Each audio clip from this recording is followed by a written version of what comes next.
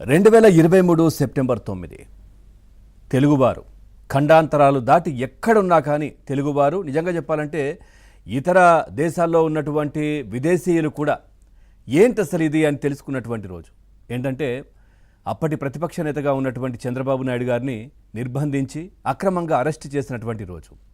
So అంతకు ముందు ఆయన గురించి చాలామందికి తెలుసు. టీడీపీ పార్టీ గురించి కావచ్చు, ఆ పార్టీ పుట్టుక ఏ విధంగా వచ్చింది కావచ్చు, అదేవిధంగా చంద్రబాబు నాయుడు గారి ప్రస్థానం కావచ్చు, ఆయన ఏ విధంగా ముఖ్యమంత్రిగా అంటే రాష్ట్రానికి ఉమ్మడి రాష్ట్రం దగ్గర నుంచి కూడా సంస్కరణలో లేదంటే డెవలప్మెంటో ఏ విధంగా చేశారు ఇవన్నీ కూడా గతంలో అందరికీ తెలుసు. కానీ ఈ జనరేషన్ వాళ్ళకి చాలామందికి తెలియని వాళ్ళకు కూడా ఆ రోజుతో అసలు ఆయన ఏంటి అనేది తెలుసుకున్నటువంటి విషయం కూడా ఏర్పడింది. ఒక అందుకు నిజంగా కూడా టీడీపీ వాళ్ళు చెప్తూ ఉంటారు. అంటే చాలామంది కూడా ప్రజలు అనుకుంటూ ఉంటారు, అంటే చంద్రబాబు నాయుడు గారిని అక్రమంగా నిర్బంధించడం చాలా ఇబ్బందికర పరిస్థితి అయినప్పటికీ కూడా, చాలా అరాచకంగా వైసీపీ వాళ్ళు జగన్మోహన్ రెడ్డి చేసినప్పటికీ కూడా, కానీ తద్వారా ఆయన ఏంటి అని తెలుసుకునేటటువంటి ఒక అవకాశం పూర్తిగా కూడా ఆ తర్వాత ఒక రాష్ట్రంలో ఎట్లాంటిది జరుగుతోందో కూడా తెలుసుకునే అవకాశం వచ్చింది అనేది కూడా చాలామంది మాట్లాడుకుంటారు. ఇక చంద్రబాబు అక్రమ అరెస్టుకు 2 ఏళ్ళు జరిగింది నేటితో. 2023 సెప్టెంబర్ 9న అప్పటి ప్రతిపక్ష నేతగా ఉన్న సమయంలో ఆయన ఏ విధంగా అరెస్ట్ చేశారో అందరికీ తెలిసిందే. జరగని కుంభకోణాన్ని సృష్టించి ఆయనను సిఐడి ఏదైతే దీనికి సంబంధించి కూడా అరెస్ట్ చేసినటువంటి పరిస్థితి. బాబు షూరిటీ భవిష్యత్తు గ్యారంటీ కార్యక్రమంలో ఆయన పాల్గొని బస్సులో సేద తీరుతున్నటువంటి సమయంలో చంద్రబాబు నాయుడు గారిని రాత్రంతా అక్కడ ఇబ్బంది పెట్టి డోర్లు కొట్టి ఆ బస్సు చేసినటువంటి బస్సులో ఆయన అక్రమంగా అక్కడ రాత్రంతా కూడా ఆయనకు విశ్రాంతి లేకుండా చేసి ఆయన అరెస్ట్ చేసి దాదాపుగా నంద్యాల నుంచి విజయవాడకు 400 కిలోమీటర్లు రోడ్డు మార్గం ద్వారా ఒక ఏ విధంగా కక్షపూరితంగా జగన్మోహన్ రెడ్డి ప్రవర్తించారో మనం అప్పుడు చూసాం. రోడ్డు మార్గంలో ఆయన తీసుకుని వచ్చారు. 400 కిలోమీటర్లు రోడ్డు మార్గంలో అసలు నంద్యాల నుంచి విజయవాడకు ఆయన తీసుకొచ్చినటువంటి పరిస్థితి.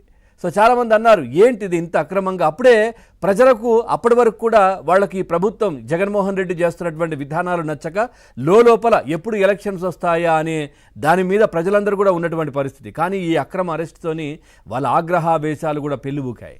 పూర్తిగా రోడ్లపైనకు వచ్చారు, పూర్తిగా నిరసనలు వ్యక్తం చేశారు. సో దేశవ్యాప్తంగా నిజంగా చెప్పాలంటే ఖండాంతరాలు దాటి విదేశాల్లో కూడా ఆయన అక్రమ అరెస్టును నిరసనగా ధర్నాలు కావచ్చు, లేదంటే శాంతియుతంగా దానికి సంబంధించి నిరసన వ్యక్తం చేయడం కావచ్చు, ఇవన్నీ కూడా జరిగాయి. మొత్తం విదేశాల్లో కూడా దాదాపుగా చాలా దేశాల్లో కూడా ఇట్లాంటి కార్యక్రమాలు జరిగాయి. అంటే చరిత్రలో ఎప్పుడు కూడా ఒక పార్టీ నేతకు, ఒక రాజకీయ నాయకునికి ఈ విధంగా జరిగిన సందర్భాలు ఎక్కడా లేవు. అంటే విదేశాల్లో కూడా ఆయన అరెస్టును అక్రమం అని చెప్పేసి అక్కడ కూడా వాళ్ళు రోడ్లపైకి వచ్చి శాంతియుతంగా ప్రొటెస్ట్ తెలిపినటువంటి సంఘటన అప్పుడు కనిపించింది. సో పూర్తిగా ఆయన నిద్రపోకుండా ఆ రోజు రాత్రి నంద్యాలలో ఏ విధంగా వేధించారో కూడా చూసాం. అప్పుడే సిఐడి డిఐజీ కొల్లి రఘురామరెడ్డి నేతృత్వంలోని పోలీసులు ఏ విధంగా ప్రవర్తించారో కూడా చూడొచ్చు. బస్సు దగ్గర రాత్రంతా హడావిడి చేసి 9వ తేదీ తెల్లవారుజామున 6 గంటలకు ఆయన అరెస్ట్ చేశారు. చంద్రబాబు నాయుడు గారిని అక్రమంగా నిర్బంధించారు. ఇక అరెస్టుతో మొదలైన వైసీపీ పతనం ఇప్పుడు మనం చూసాం. 11కే పరిమితమైంది. 2019లో 151 సీట్లు వచ్చినటువంటి వైసీపీ 11 సీట్లకు పరిమితం కావడానికి నాంది పునాది అక్కడే పడిందని చెప్పుకోవచ్చు. ఈ విధమైనటువంటి కార్యక్రమం చేశారు కాబట్టే ఆ విధమైనటువంటి తీర్పు ప్రజలు ఇచ్చారని కూడా ఖచ్చితంగా చూసుకోవచ్చు. దాదాపుగా ఆయన రిలీజ్ అయిన తర్వాత అక్టోబర్ 31న 53 రోజుల నిర్బంధం తర్వాత, అక్రమ అరెస్ట్ తర్వాత చంద్రబాబు నాయుడు గారు రిలీజ్ అయిన తర్వాత దాదాపుగా 200 కిలోమీటర్లు వెళ్ళడానికి 14 గంటలు పట్టిందంటే అర్థం చేసుకోవచ్చు ప్రజలు ఏ విధంగా ఆయనకు సంఘీభావం తెలిపారు, ఏ విధంగా ఆయన వస్తున్నటువంటి దారిలో చంటి బిడ్డలను రోడ్డు పక్కన ఫుట్పాత్ మీద పడుకొని ఆయన ఎప్పుడు వస్తారని వెయిట్ చేసి ఆయనను చూసి ఆ గ్లాస్లో నుంచి, అంటే ఆ కార్లో ఆయన లోపల ఏదైతే కోర్టు ఇచ్చినటువంటి షరతుల మేరకు ఎక్కడా కూడా షరతులను ఉల్లంఘించలేదు. ఆయన ఎక్కడా కూడా ర్యాలీలు చేయలేదు, ఎక్కడా కూడా బయటకు వచ్చి ప్రజలను చూసే ప్రయత్నం చేయలేదు. లోపలే కూర్చున్నారు. అయినా కానీ ఆయనను చూడ్డానికి రాత్రి మొత్తం కూడా 14 గంటల పాటు రోడ్డు పక్కన వేచి ఉన్నటువంటి దృశ్యాలు కూడా కనిపించాయి. ముసలివారు, తర్వాత చంటి బిడ్డలు ఎత్తుకొని పిల్లలు, నిజంగా చెప్పాలంటే అక్టోబర్ చల్ల గాలులు. సో ఈ సందర్భంలో కూడా ఆయన కోసం రాత్రంతా వెయిట్ చేశారు. సో ఇది కదా ఒక రాజకీయ నాయకుడికి కావాల్సింది. ఒక రాజకీయ నాయకుని కోసం ఏ విధంగా ప్రజలు పరితపించారు అనేది అప్పుడు మనకు కనిపించింది.